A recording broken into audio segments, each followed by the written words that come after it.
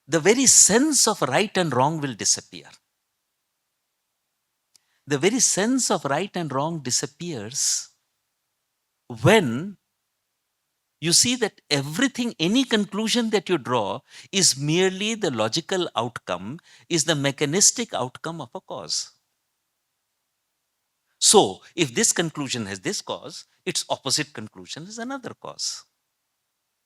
While the very characteristic of our understanding, the very characteristic of our perception is a sense, a first vague sense of distinction between right and wrong, between correct and incorrect. So the Sankhya posits that apart from this Mula Prakriti, the original cause of things, if you like, there has to be another phenomenon.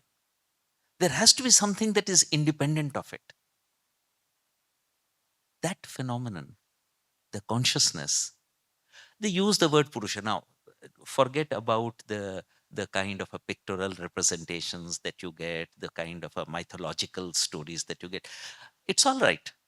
But if one looks at the sense that they were trying to communicate, and mysteriously something happens in an evolved life of a capacity which they call the buddhi. Mysteriously, the prakriti somehow starts reflecting the purusha.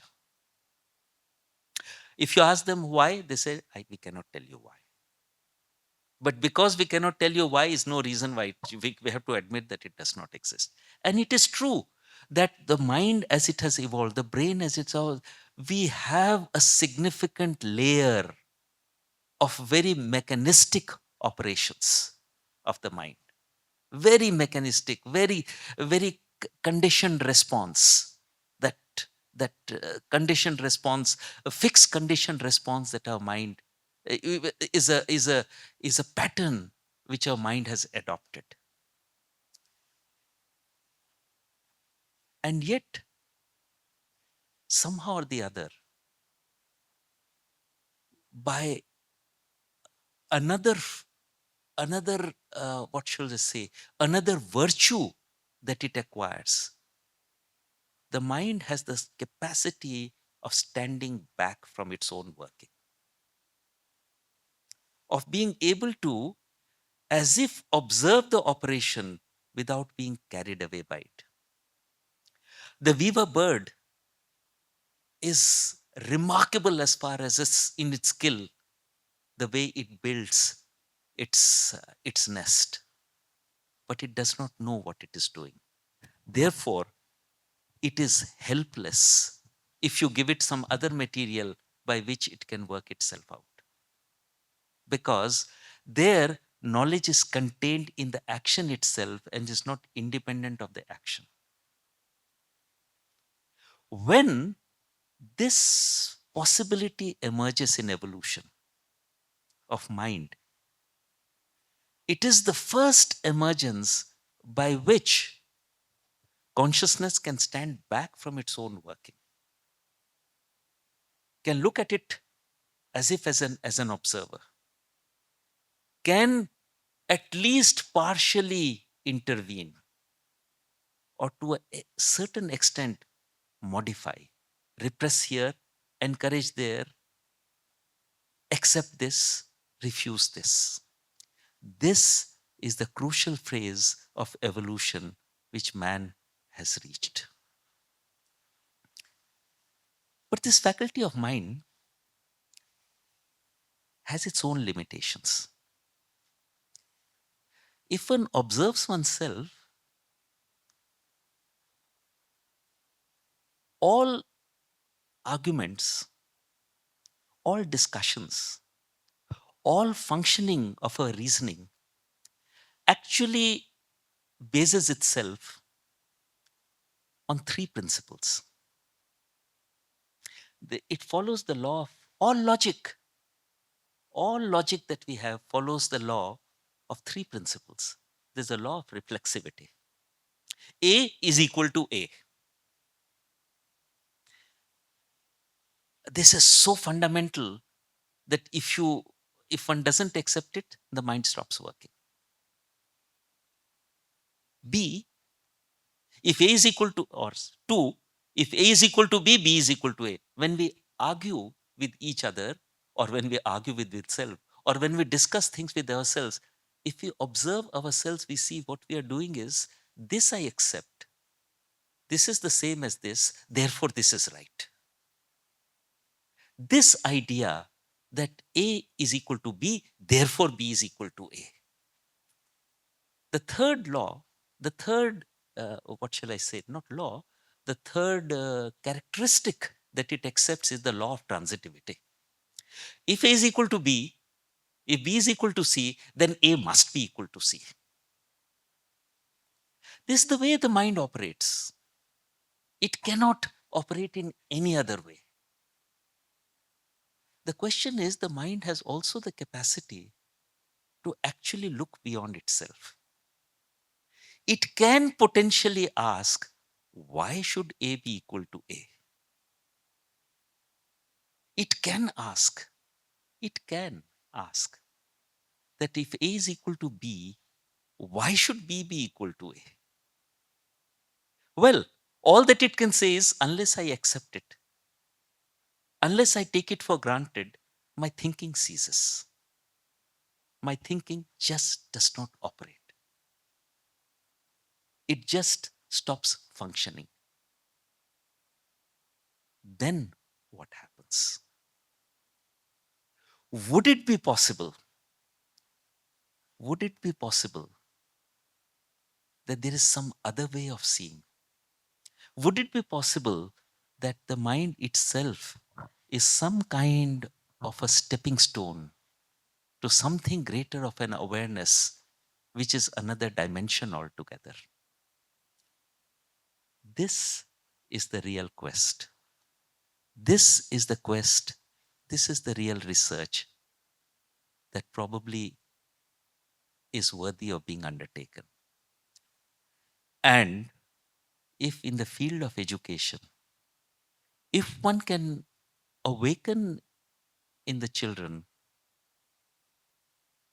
the vague perception that all that I have been is nothing compared to all that I could be, that there is a teleological cause, that there is something that has been emerging, which has been seeking through this long evolution, which at this point is as manifested in me, is also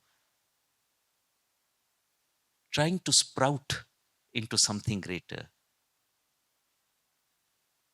The quest would have been respected. Thank you.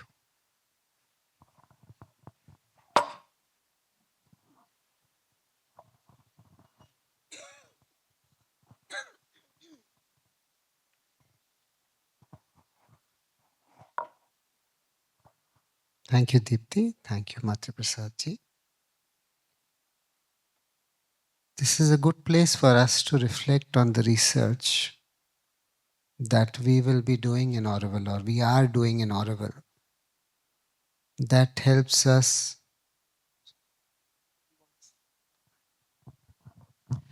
I'm sorry, I forgot something.